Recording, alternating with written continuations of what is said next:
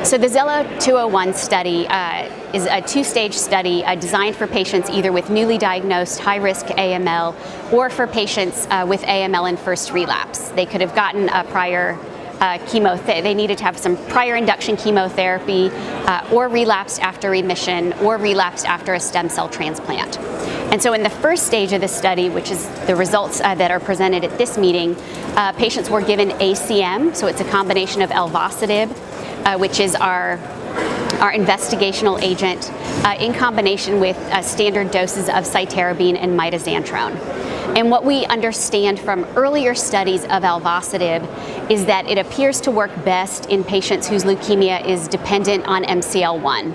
And so the trial at this point in time was designed to include patients who had MCL1 dependence measured at greater than 40% by Noxa priming.